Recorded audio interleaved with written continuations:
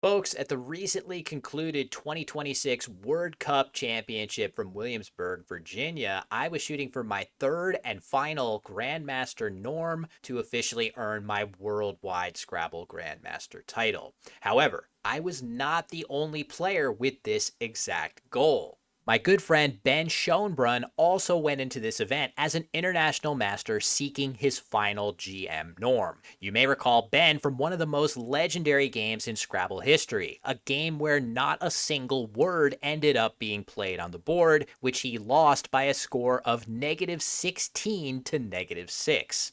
On the other hand, if you are a tournament player yourself, you almost certainly know that Ben is extremely good at actually playing valid words, having won a slew of regional events as well as the 2023 World Cup Major Championship. Ben and I played two really interesting and tactical games at the 2026 version, which would play a huge role in determining which of the two of us would earn our GM titles. We first face off in round 7, and after 5 turns apiece, we have each bingoed twice, but Ben is solidly ahead thanks to a 72-point Z play.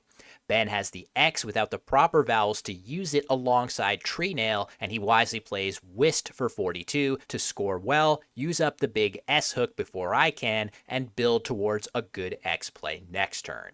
At a deficit, I now feel the need to not only score points, but also to open volatile spots that Ben will struggle to deal with, and I play hyena for 40, opening multiple triple word scores at once. I also have my eye on the S of Izars, where I would love to draw an 8-letter bingo. Ben can now play the 45-point Hawks, keeping a strong bingo lead. He is the one in the lead, though, and the quickest way he can lose control of this game would be to allow me a triple-triple. He makes another very disciplined play of Ray for 37, closing the bottom row and once again saving his X for a likely 40-point score. The engine strongly agrees. I draw poorly AF to my AF leave, including the Q, and I reluctantly play Waqf for 30, my highest scoring option that sheds my Q. I don't love blocking the S of Izars, but if I can draw the fourth and final S from the bag, a play hooking Waqf might actually get me surprisingly close without needing a bingo. Once again, with X plays like Oxo available, Ben continues to play savvy defense, this time blocking the other triple opened by Hyena with Loom for 30. My next rack is clunky and not close to bingoing, so I have to concoct an unusual plan.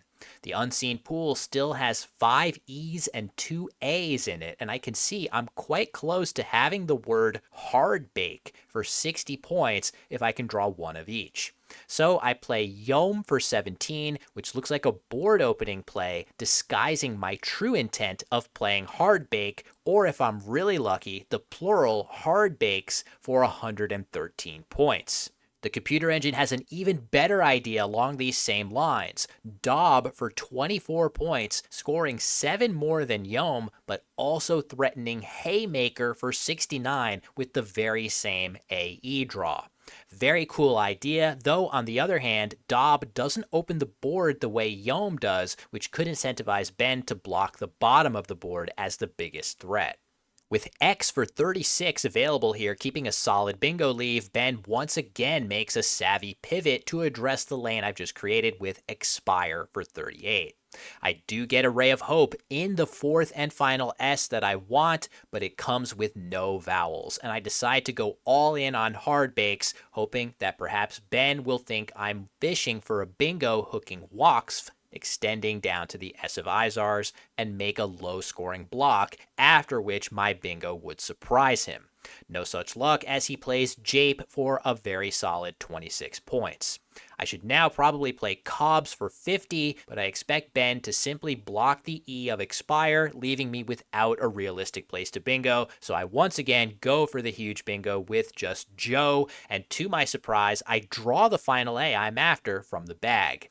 Ben plays Fog for 21 to avoid emptying the bag, guaranteeing himself one more turn. And while I do get my 113-point bingo down, Ben can easily cruise to the finish line from here with Unveil for 18. And after my 10-point outplay, I lose a crazy game by a score of 468 to 453. We would meet again in round 15, at which point we were both right at the top of the standings. 3 moves in, I've gotten the first bingo down, and I have the Z along with 2 Ys. My top scoring plays cash the Z right now, like Zed or Zin, but both open the triple back to Ben. I do see the option of Indy for 31, which is the engine's top choice here. It uses up a Y, giving me better balance next turn, but it also preserves my ability to play my Z with Zed, except this time playing there won't open anything big back to Ben, since the Y of Indy partially blocks the bottom row. I have a momentary lapse of confidence in the validity of Indy, so I pivot back to Zin, which is a decent sized error, all the more so because Ben gets a huge confidence boost by playing his own name with Benj for 39. After tanking on my previous move, I quickly play Hokey for 30, thinking for sure it must be correct. It turns out the engine prefers a very strange looking choice of Todd alongside Slushy, once again keeping both Ys for next turn. The reason for this is that the post-Todd board is not only much more difficult to score on for Ben, but it's really nice for a Y, featuring the Sty and Hoy hooks that give me a variety of heavy-hitting options like Kipe or Kine, or even something like Yuki for a huge score with a U draw.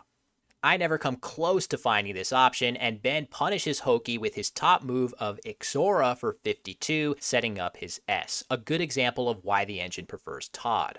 However, I do draw the first blank, and I have a sneaking suspicion that I may have a 9-letter bingo here. In fact, I do, and it is a tough one. Tialized for 66. This would have been a fantastic find, but actually lately would also have been a good choice here, opening the board with my blank and placing good bingo tiles out in space.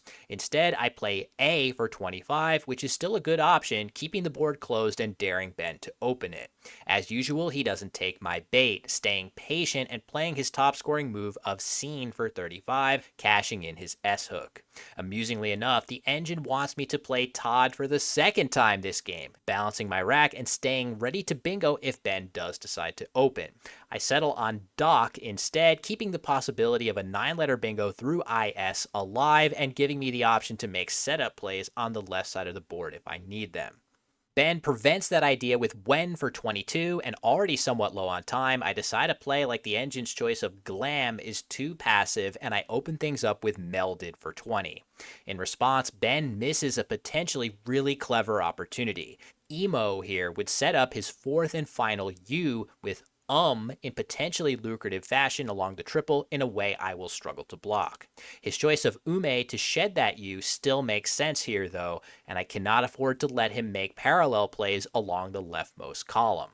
Hampered by consonants, I play Felt for 22 to block and cross my fingers for vowels. Once again, Ben makes a very sharp play on this rapidly closing board with Trefa for 34. Yes, it leaves his weakest bingo tiles on his rack for next turn, but this board is terrible for bingoing, and the V will allow him to defend any openings I may make more effectively. Luckily for me, I can barely fit a bingo through the U of Slushy with Rotunder for 67, giving me a good-sized lead. Ben draws the second blank to keep his hopes alive, and while the engine prefers a balancing play like Toe here, it's hard to see where Ben will be able to bingo unless I open up the board, which I'm never going to do with a lead.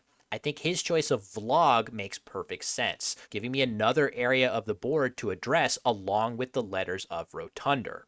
With my time dwindling, I quickly answer with my top scoring play of Atavik for 36, which looks really good at first glance. It has a major problem, though. If Ben has the H, he can easily hit me back with 50-point overlaps like hello. The engine strongly prefers Catlin in the same spot for 8 fewer points. This play gives significantly less back to Ben in counterplay and also keeps a vowel and a consonant, giving me better flexibility next turn. Somewhat low on time himself at this point, Ben plays his only available bingo of Wittered for 70, giving him a 2-point lead heading into the endgame. With 5 tiles on his rack, I'm thinking he's not that likely to have an outplay, but I do see that with his H-I-L-O combination, he is threatening Hello for 53, which I cannot allow him to play. So I play Fig, thinking it'll be tough for him to productively block both of my outplays of Oping and Pengo. In response, he finds his only winning word of Liroth for 18, using all 5 of his letters, collecting GNOP from me, and winning this exciting back and forth game 397 to 381. It turns out that because he has both Liroth and Hillo available, this was not a winnable endgame for me. But there were so many moves I could have made differently earlier in the game to influence the outcome. In fact, had I played Catelyn instead of Atavik and Ben still played Withered as he did in this game, I would have had wins in the endgame. Fortunately, I was able to bounce back quickly from this loss, and I continued stacking wins to reach the magic number of 19, earning my GM title on day 4, while Ben immediately hit a rough patch, losing 8 of his next 10 to put his quest for his 3rd norm in major jeopardy. Amazingly, he then won all of his final 6 games to reach the 19-win threshold in dramatic fashion after the final round. As so many of you have done for me, I hope you will join me in congratulating Ben Schoenbrun on earning his worldwide Grandmaster title as well. As always, thank you so much for watching, and I will see you in the next one.